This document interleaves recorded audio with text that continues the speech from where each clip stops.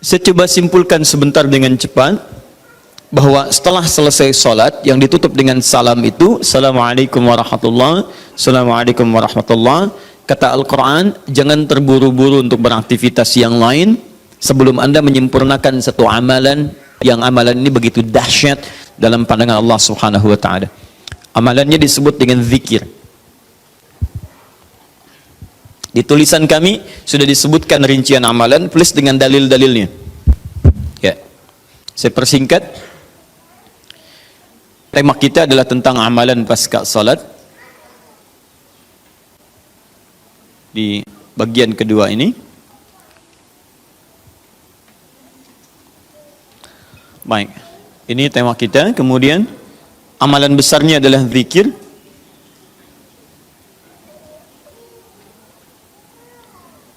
Dalilnya di Quran surah keempat An-Nisa ayat 103. Ini tema besar kita. فَإِذَا قَضَيْتُمُ الصَّلَاةَ فَاذْكُرُوا اللَّهَ. Fokus. Maka jika Anda telah tuntas mengerjakan salat, segeralah berzikir kepada Allah Subhanahu wa Ta'ala. Ingat, amalan pasca salat yang diutamakan apa? Zikir. Saya mau tunjukkan pada Anda satu hal yang sangat mendesak. Kenapa amalan ini begitu sangat ditekankan oleh Al-Quran? Bahkan saking ditekatkannya, kata Allah, perhatikan kalimatnya, qiyaman, baik itu sambil berdiri, wa qu'udan, ataupun Anda punya kesempatan lebih lenggang duduk, wa 'ala junubikum, atau bahkan dalam keadaan Anda sedang payah pun untuk duduk atau bahkan berdiri, boleh sambil berbaring. Perhatikan, saking pentingnya amalan zikir ini, itu Al-Quran seakan menghadirkan semua situasi untuk menggunakan amalan ini. Ya, bukan tidak ingin menoleransi, tapi ada sesuatu yang penting di sini. Saking pentingnya seakan-akan kalau dalam bahasa yang lain, tolong jangan tinggalkan ini. Ya, kalau Anda memang buru-buru, harus langsung bangkit pasca sholat. Ada yang bahkan setelah salam subuh, Assalamualaikum, Assalamualaikum, saya harus kejar ke tempat pekerjaan, langsung mau berangkat. Nah, terburu-burunya Anda untuk mengejar pekerjaan itu tidak menghalangi Anda untuk berzikir. Kalau bisa sambil jalan pun zikir aja, ayo lakukan, kerjakan amalannya. Kalau Anda senggang, duduk dengan tenang, lakukan. Kalau amalan ini tidak penting, mustahil Anda diminta untuk mengerjakannya, sekalipun dalam pekerjaan yang sifatnya darurat Anda mesti lakukan. Paham sampai sini? Baik, nah nanti kita akan lihat apa rahasianya amalan-amalan ini, zikir ini. Kemudian kita nanti akan urutkan seperti pertemuan lalu telah saya turunkan beberapa bagian-bagiannya. Nanti kita akan gali apa esensi dan rahasia di balik kalimat-kalimat zikir yang kita sampaikan itu. Baik, saya percepat. Zikir seperti pertemuan lalu adalah setiap aktivitas yang mampu mengingatkan dan mendekatkan kita dengan Allah Subhanahu wa Ta'ala. Jadi ada dua nih, satu ingat, kedua dekat. Awas, ini selalu menyatu, terkait berkelindan, tidak akan pernah berpisah. Di orang yang ingat Allah pasti memiliki kedekatan dengan Allah. Jelas ya? Baik, jadi kalau cuma ingat tidak membuat dia dekat, ini bermasalah. Ketika seseorang ingat pada Allah, hubungannya menjadi dekat dengan Allah. Ketika menjadi dekat, maka dia akan dipelihara oleh Allah Subhanahu wa Ta'ala. Dipelihara dari maksiat dan segala yang menyulitkan dia dalam kehidupannya. Makanya mustahil ada orang berzikir tapi berbuat maksiat kepada Allah.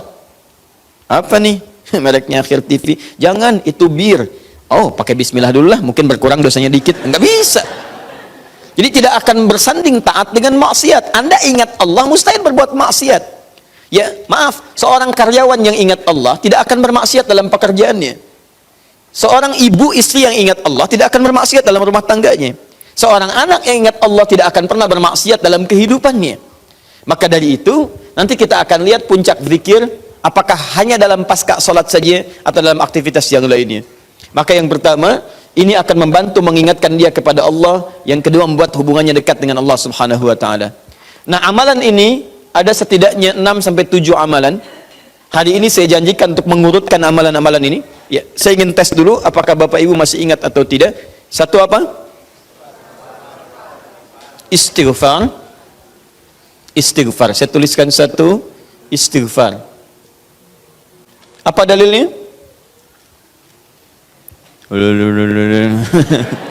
Cepat saja, kalau tidak tahu katakan apa? Allahu a'lam. Baik, masih ingat? Saya sebutkan kemarin hadis Nabi di riwayat Muslim hadis 591. Masih ingat? Baik, ini ada istighfar.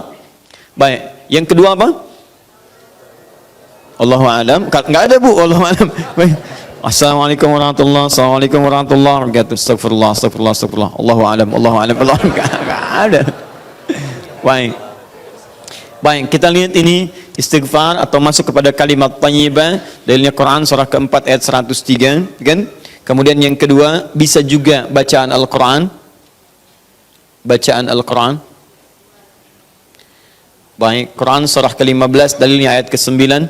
Ya inna nahnu nazzalna dzikra. Kami telah turunkan Al-Quran sebagai zikir. Jadi kalau Anda baca Al-Quran, itu Anda sedang berzikir. Kemudian bisa juga hafalan Al-Quran. Anda menghafal misalnya. Baik. Misal Anda tidak membaca, tapi selesai sholat Anda membacakan ayat-ayat Quran sebagai hafalan. Ada ayat kursi misalnya, ada 3 surah yang terakhir, ada kemudian ayat pertama sampai 5 misalnya, Al-Baqarah, ya ada ayat-ayat yang lainnya, hafalan misalnya. Begitu Anda bacakan, Anda sedang berzikir. Dalilnya Quran surah ke-54, ayat 17, ayat ke-22, ayat 32, ayat ke-40. Ketika Allah menyebut para penghafal Quran, menyebutnya dengan proses berzikir. Walaqad yassarnal Qur'ana lidzikri. Kami telah mudahkan Al-Quran sebagai zikir. Ya, hafalan di sini zikir. Untuk dihafal, untuk berzikir.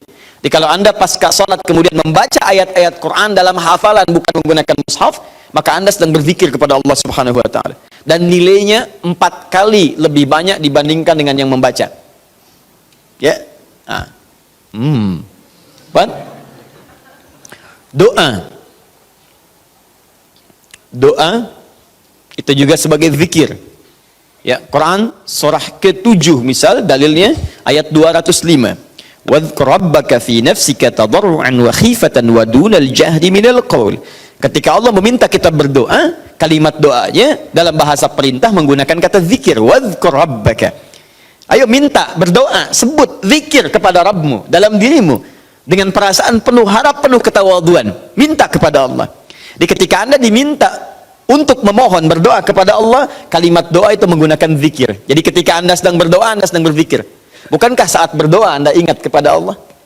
Bukankah saat berdoa keadaan Anda menjadi lebih dekat dengan Allah?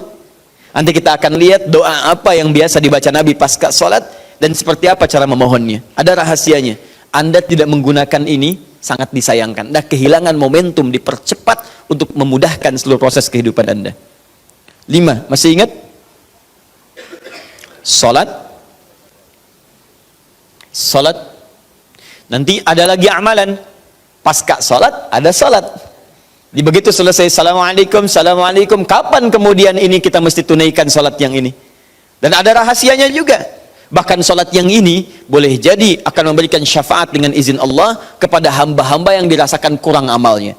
Karena ketika amalan-amalan fardu tidak bisa menolong Anda dari proyek akhirat yang telah Anda cita-citakan untuk masuk surga itu, maka yang akan dicari pertama kali diantaranya adalah amalan yang ini.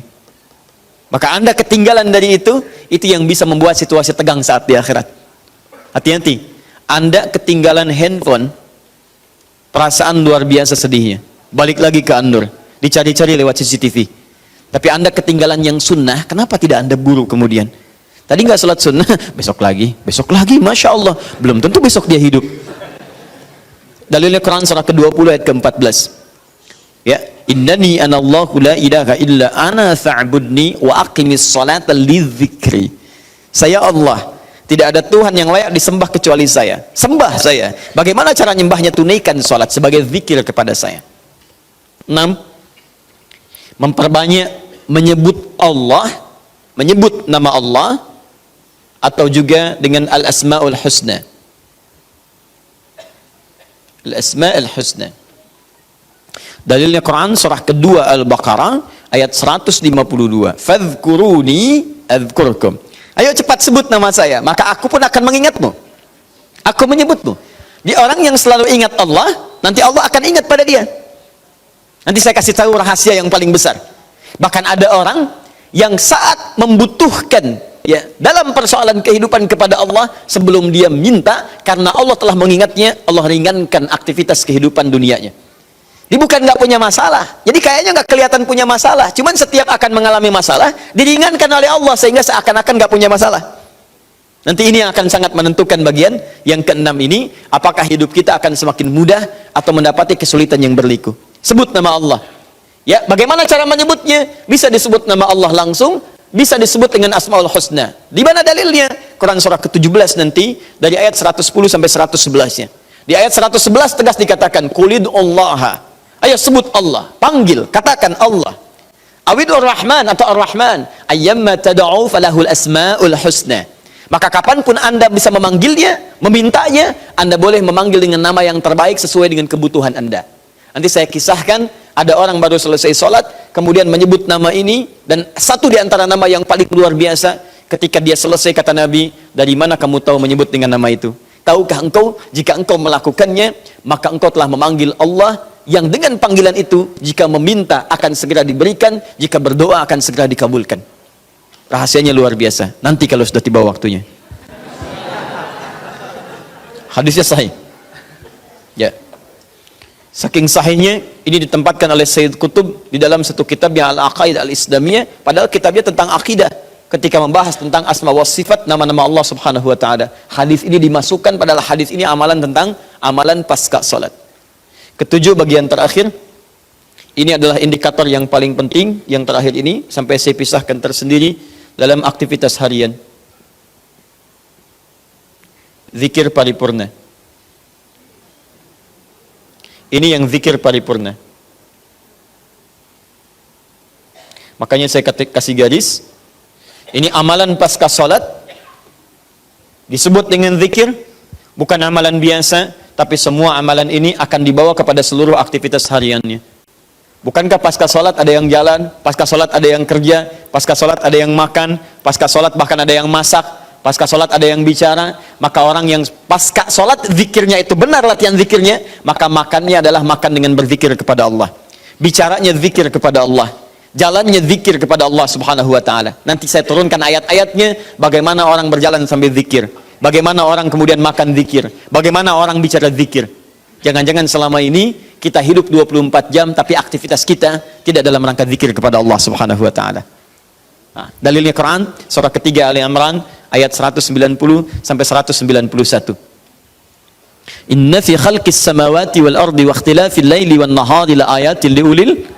Siapa ulul albab itu? Ayat selanjutnya, alladzina yadhkurunallaha. Mereka itu orang-orang yang senantiasa zikir pada Allah subhanahu wa ta'ala. Qiyaman, dalam keadaan dia berdiri, wa qu'udan, ataupun dia duduk, wa ala junubihim, atau bahkan sedang tidurnya. Tidurnya disebut sebagai zikir, berdirinya disebut sebagai zikir, duduknya disebut sebagai zikir. Dan ahli zikir ini adalah orang-orang yang akan dimuliakan bahkan oleh Allah ketika kembali ke akhirat nanti, dan dipuji-puji oleh Allah subhanahu wa ta'ala.